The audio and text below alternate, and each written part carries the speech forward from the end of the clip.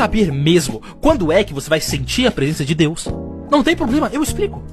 Quando você for rezar e não tiver choro, não tiver mais sentimentos, não tiver mais arrepio nos braços, e quando você estiver falando com Deus, e na sua mente só vier dúvidas, e quando você, nesse monte de dúvida, nessa angústia do seu coração, do seu peito que te oprime, e quando você pedir pra Deus se manifestar de alguma forma, por favor, Deus, se você existe, que a folha da mesa caia, que alguém bata na minha porta, que eu sinta um leve vento no braço, só isso, só um sinal, e eu acredito pra sempre em você, por favor, Deus. Depois de todos os seus pedidos, nada disso acontecer, e Deus permanecer em silêncio, nenhum sinal de Deus, você, que tanto procura Ele, não encontrar nada, e ao invés de encontrar conforto na oração, só encontra dúvida, angústia, desespero. Quando essas coisas acontecerem, finalmente você vai poder dizer que sentiu a presença de Deus.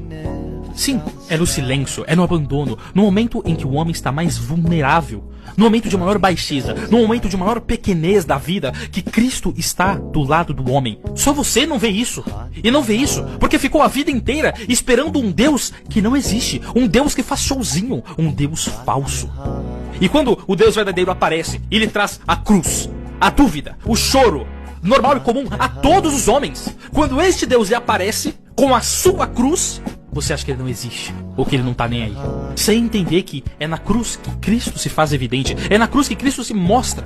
É comum chamar de presença de Deus os sentimentos gostosos, puramente humanos, mas as dificuldades, as cruzes, que de fato foram queridas e colocadas na sua vida pelo próprio Cristo, para você conseguir vencê-las e assim se santificar, você as ignora e as chama de azar, infortúnio, má sorte, quando na verdade é exatamente esse o momento que Deus está mais presente, mais do que nos arrepios, nas lágrimas e nas músicas melosas. O justo vive pela fé, não pelos sentimentos. A cruz é o ponto de encontro em que Cristo e o homem se encontram.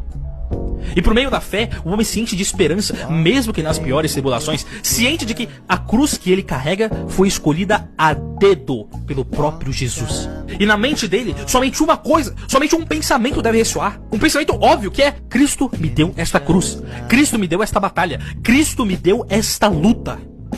Então eu abraço com toda a confiança, ciente de que posso carregá-la, pois Cristo mesmo é quem me deu e Cristo mesmo é quem me ajudará a carregá-la. O homem, para sentir a presença de Deus, deve ter em mente que Deus se manifesta na cruz. E deve entender que quando Deus fala, só fala àqueles que estão dispostos a lhe ouvir.